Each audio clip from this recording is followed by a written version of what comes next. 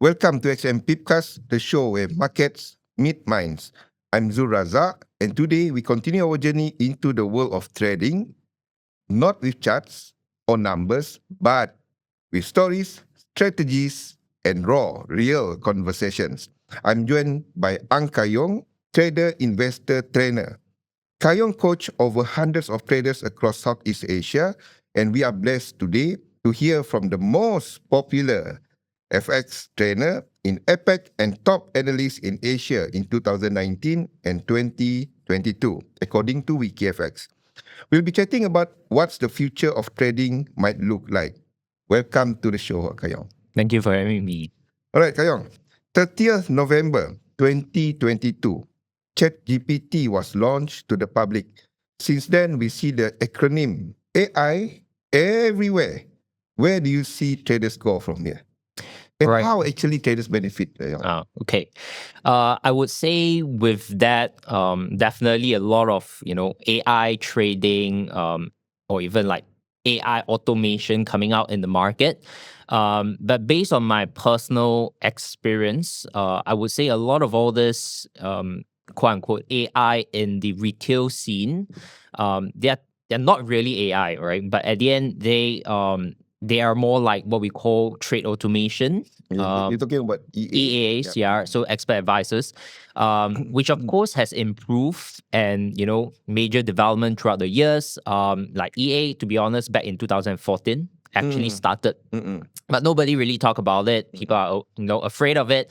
But of course, with the whole AI trend pick up, many traders are starting to opening up to accepting that pattern in their trades. Personally, I have different methods of AIs helping in trading as well. Some is fully automated, some is semi kind of helping me to analyze, and then you make the decision on trading. The fully automated one basically does everything. It executes the trades for you. You enter, exit, everything.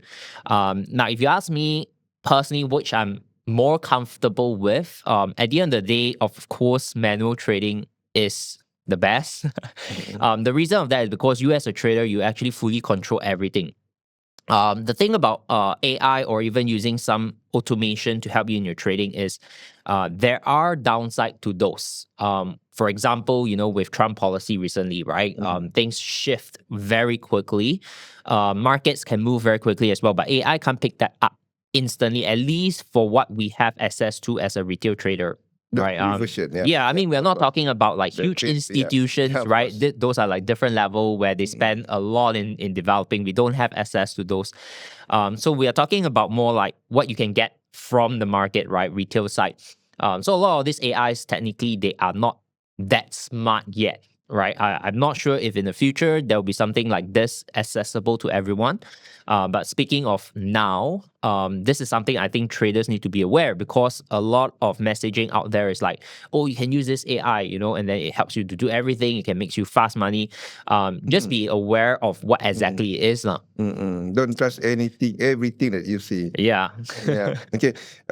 Expert advisors, AI algorithms, adapting technology into one's trading can be a smooth sailing or an endless maze.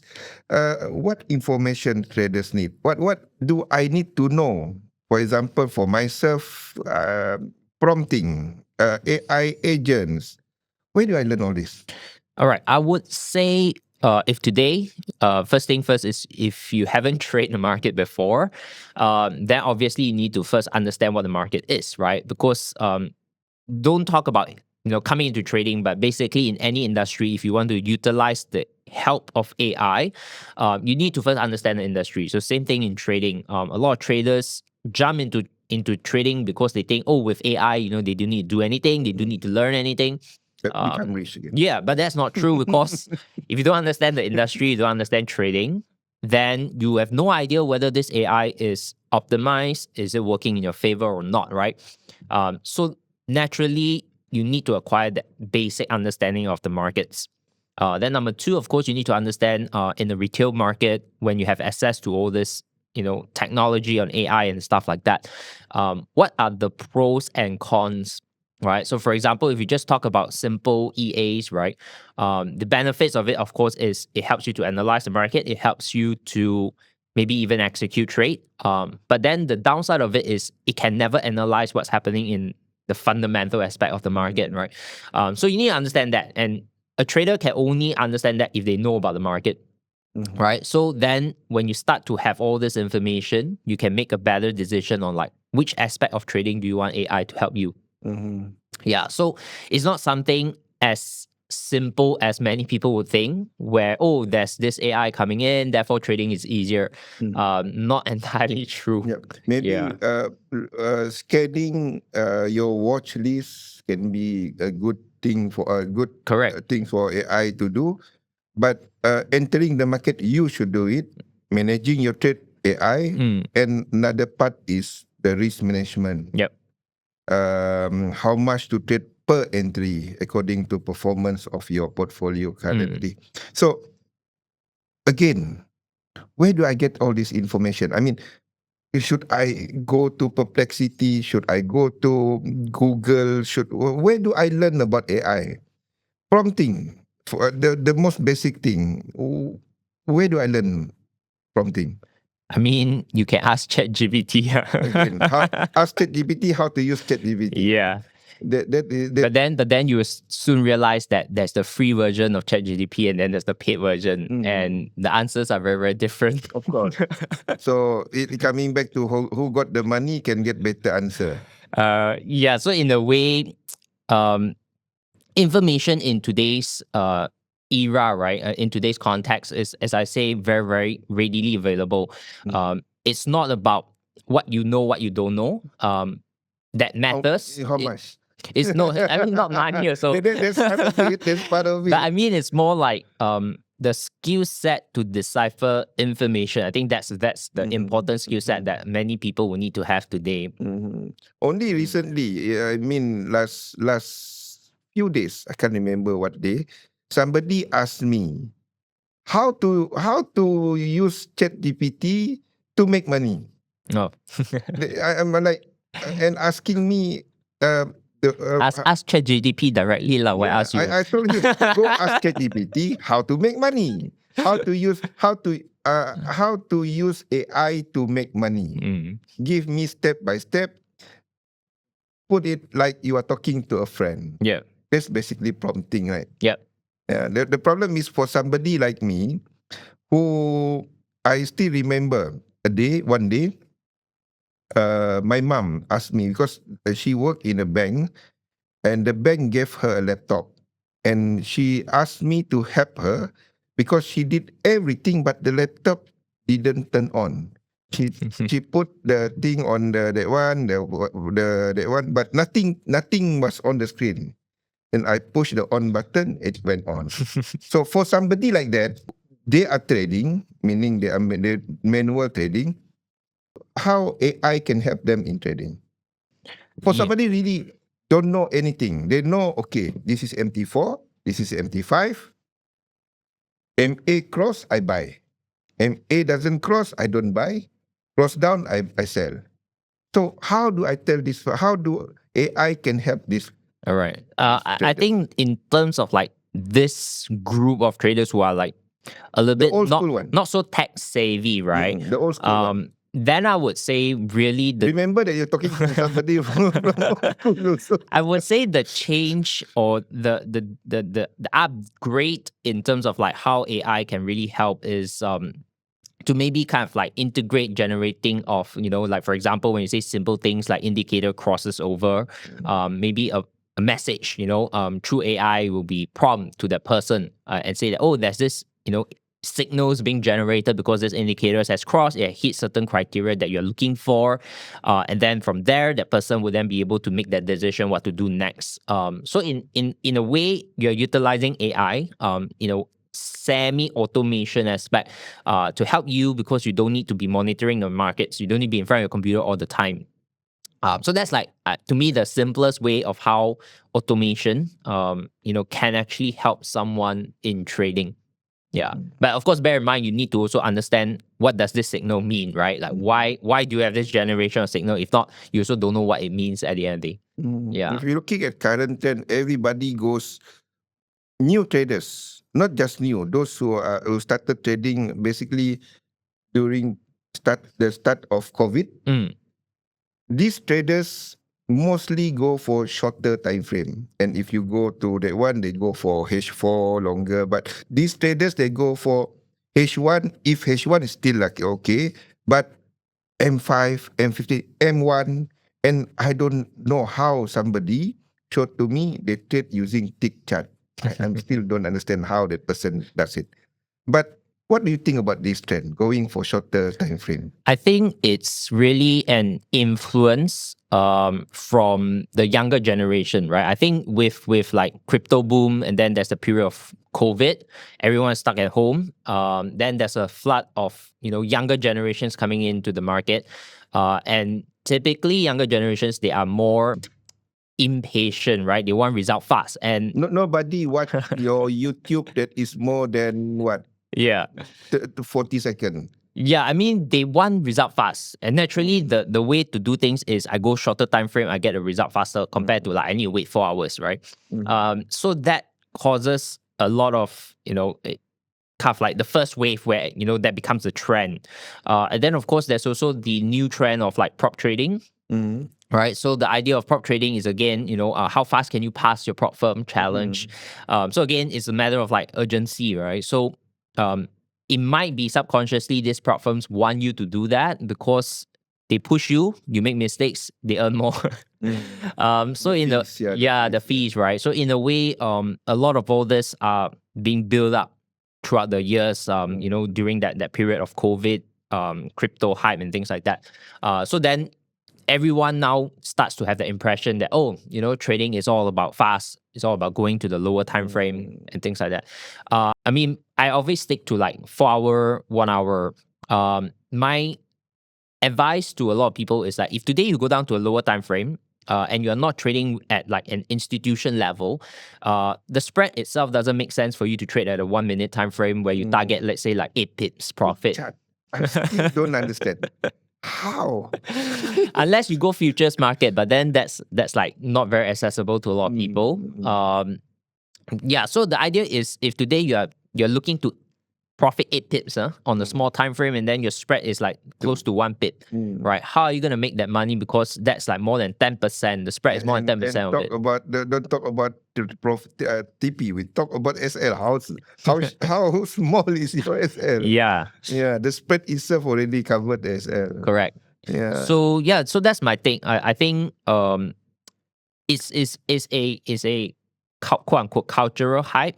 But if you are really talking about at the end of the day, you want a good balance between trading and profits result, you don't really need to go down to that low time frame. We always hear that if you go lower time frame, you see a lot of noises. Yet, a lot of gurus, a lot of mentors, they say, if you start trading, you go scalping. What is your comment on that?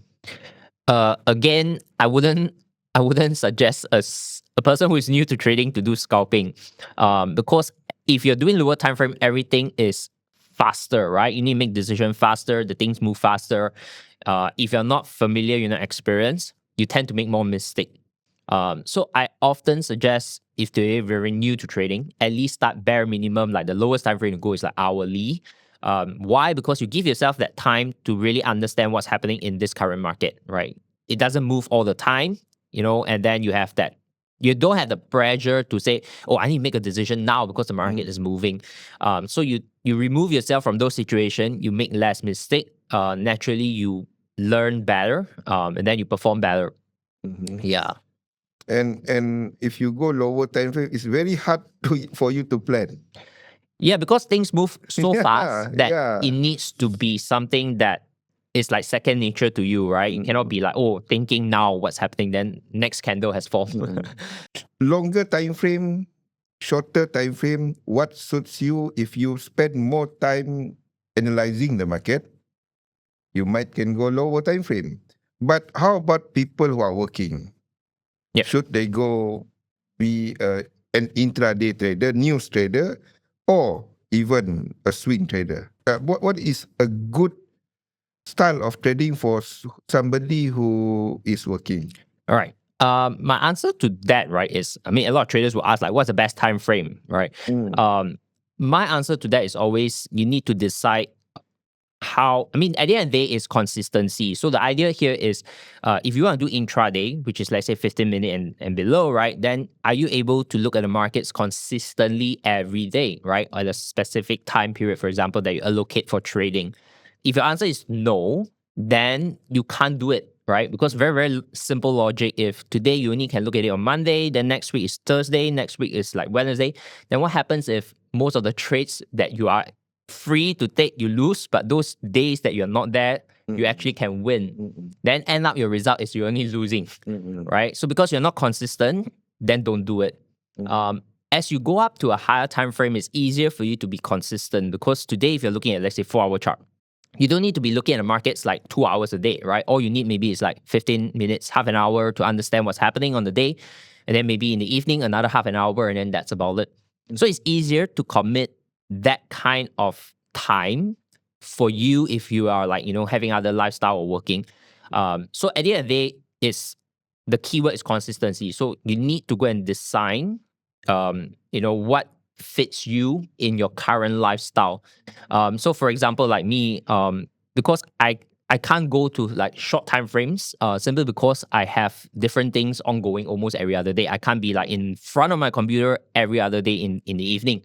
So I can't do intraday.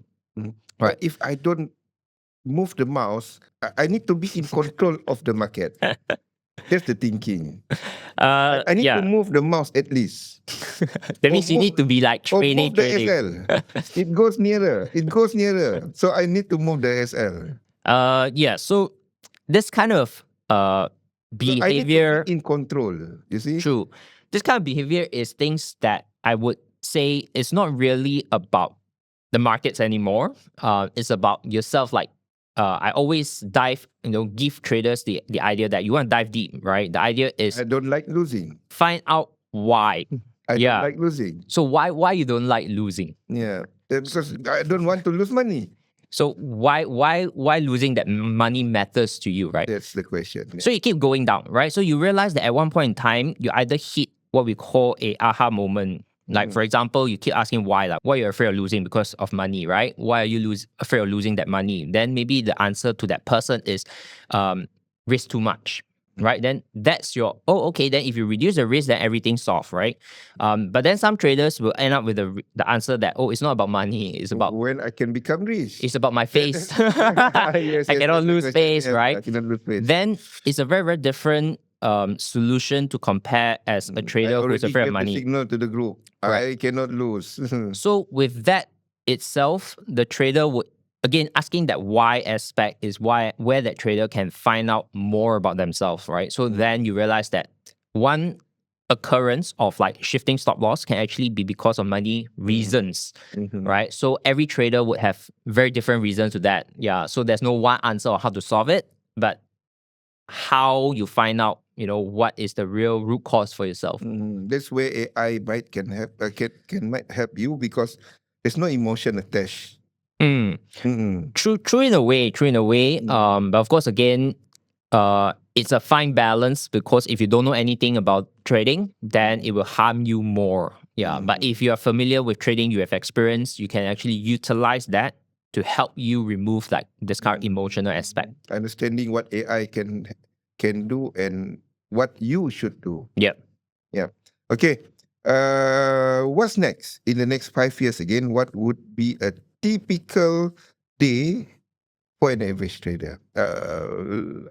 Beach, house, 5 of them. What would be a typical day for an average trader? Because we see the trend, especially for new traders. One of the keywords that is very, very popular is AI trading. So now it's already, since ChatGPT, it is accepted. I still remember the first years of internet. My first email was 1995, 90. Were you born, Rish? 1991. 1991. Okay, when you were 4 years old, I got my first email. First email, the uni email. But I can only email to somebody from the same university or receive email from the admin.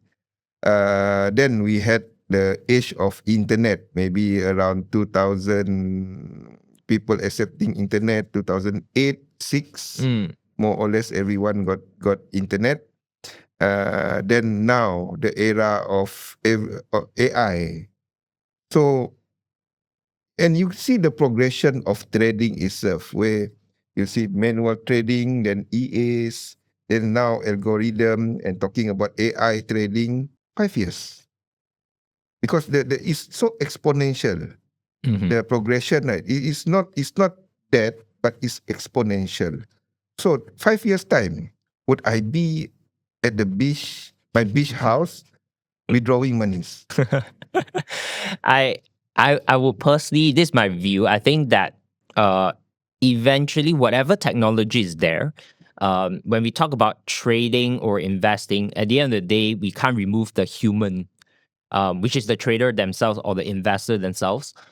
Because this market, at the end of the day, is a human crowd market.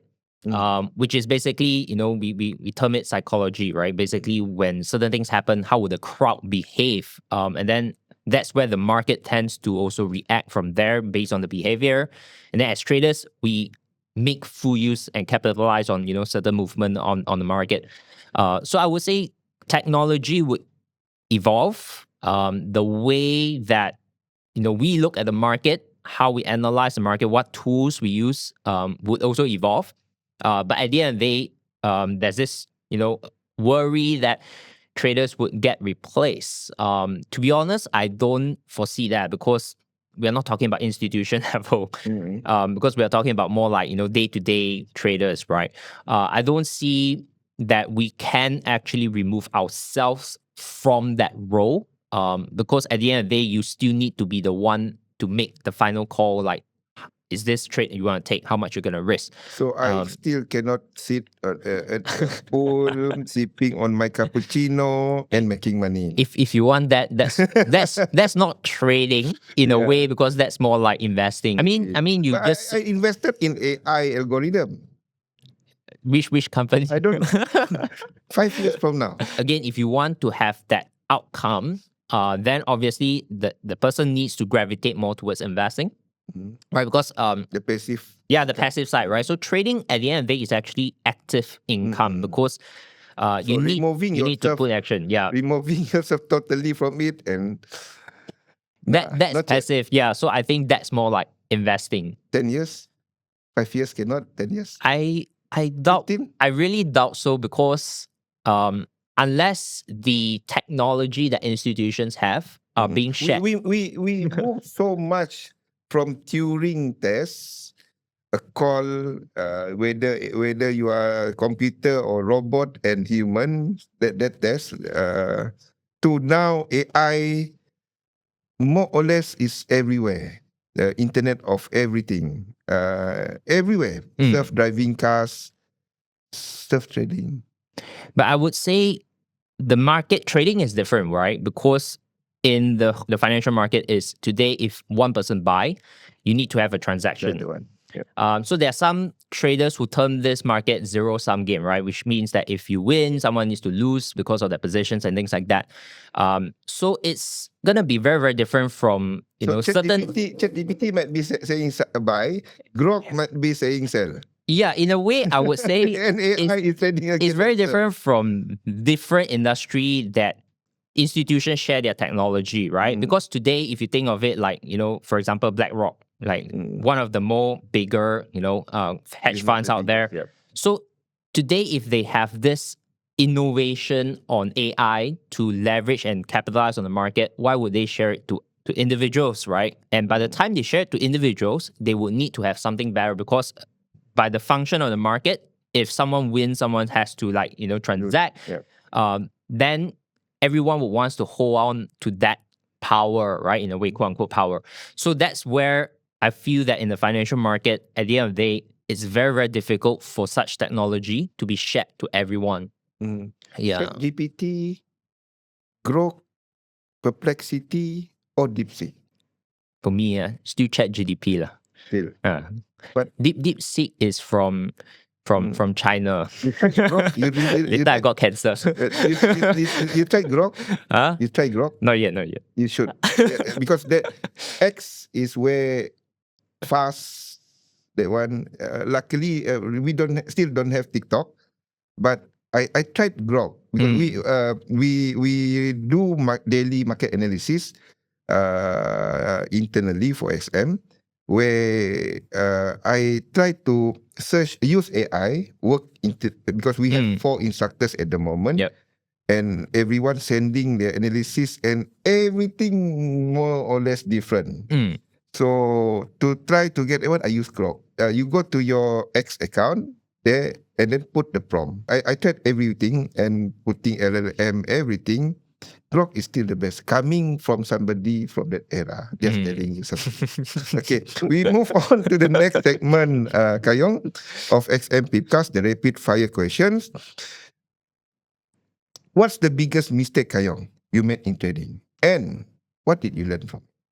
I would say obviously risk management. Because previously, I mean, that's the most important lesson at the end of the day. Because I remember the worst loss that I had, it's not like one trade, but it's basically an accumulation. It's because I do a double down. Okay, it's not a huge amount. It's like 20,000+ USD. Yeah. But it's basically a double down strategy, right? Okay. Which means you basically keep adding. And then back not time, really martingale, but double. Back then is worse is because it's not me with my strategy and plan. It's literally following someone that I say, okay, this one will go up, buy, then come down, buy some more. Last time make you should make. So I did that, and then basically couldn't hold it anymore lah. Yeah, then the whole account actually went margin call. That was back in like 2013. Yeah, so very, very, when I first started, like 1 or 2 years. So that's the part where I realized, understanding how to manage your downside is very important. It's about the exit. You make money or you lose money when you exit. Correct. I mean, if you are losing, you need to cut it quick lah. Okay, the next question, Kar Yong, do you have a trading superstition or ritual you swear by? Okay, it's something I observe lah. So okay. So every time when I'm in a trade and not close yet, but it's in profit, and then you start to share it, it will always end up U-turn. Yes. So what I realize is when you're in a profit, don't talk about it. Okay. Until the trade is closed, then you can talk about it. Okay. Now after market move, you make your money already. Then you talk about it. Okay. Recapping back to what we touched so far, AI and how technologies could help you, but you must understand. Basically, back to understanding and what you are doing. And the capability of AIs itself, I still cannot, coming back to that, I still cannot make money while sipping on my cappuccino. Not from trading, not from trading. It's from investing. Yeah. Gain knowledge, understand the market, understand you, and have a very clear objective of what you want. All right. So I think that wraps up today's episode with Kar Yong. Huge thanks to Kar Yong for joining XM Pipcast and sharing his insights on how traders can adapt their strategies with current development in global markets. If you enjoyed this chat, don't forget to subscribe, leave a review, and follow us on YouTube at XM Malaysia and Spotify also at XM Malaysia. Thanks for listening. And catch you next on XM Pipcast.